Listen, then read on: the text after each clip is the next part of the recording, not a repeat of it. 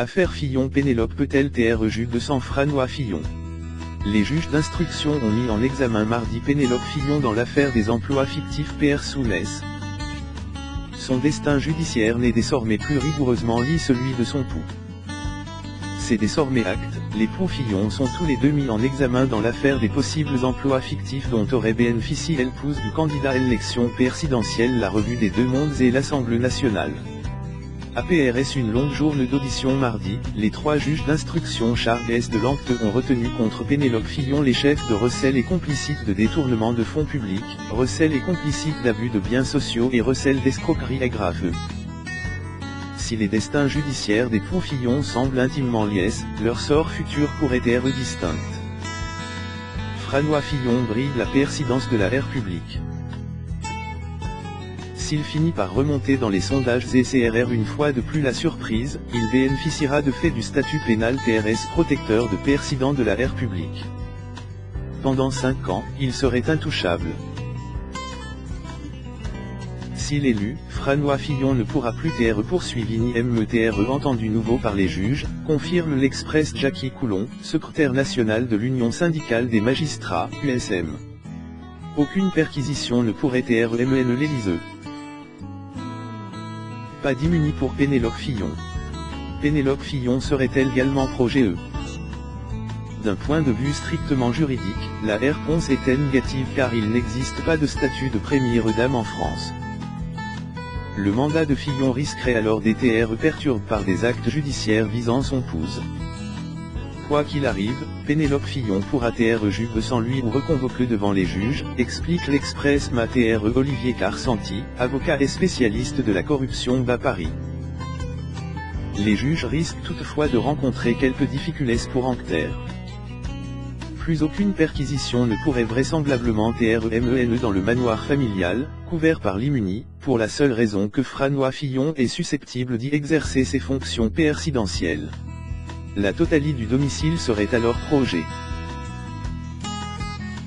Pénélope Fillon en bénéficierait ainsi par ricochet, explique Benjamin Blanchet, ancien substitut au parquet financier de Nanterre et membre de l'USM. D'autres actes d'investigation pourraient se heurter au même problème de l'immunité présidentielle. À ce stade, Pénélope Fillon n'est évidemment pas considérée comme coupable.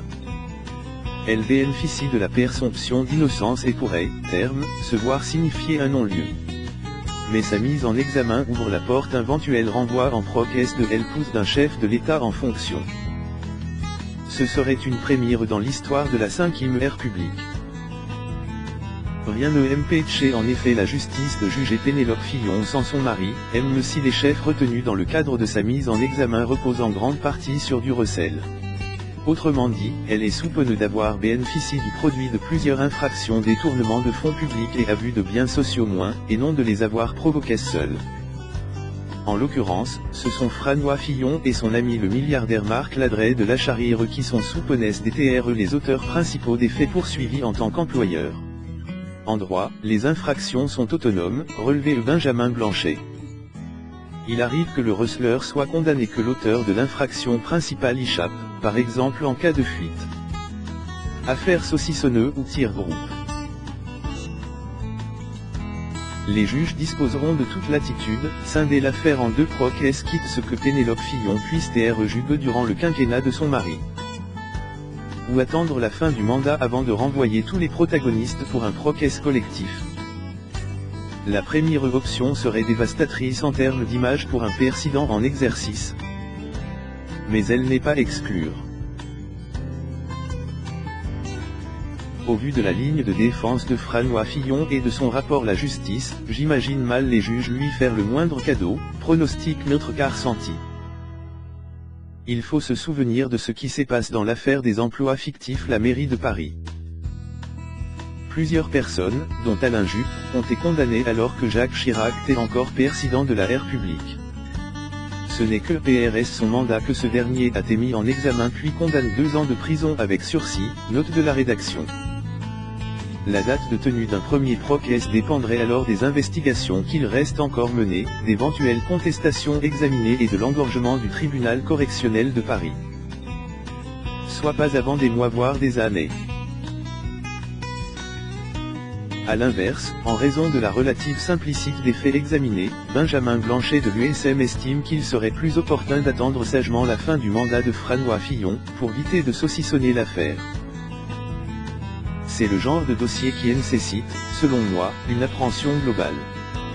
Contrairement aux emplois fictifs, la mairie de Paris avec une grande diversité des faits reprochés et des condamnations, les chefs retenus l'encontre des différents acteurs sont assez semblables et tout se place dans une ME unie de temps. De quoi laisser un air François Fillon s'il est élu.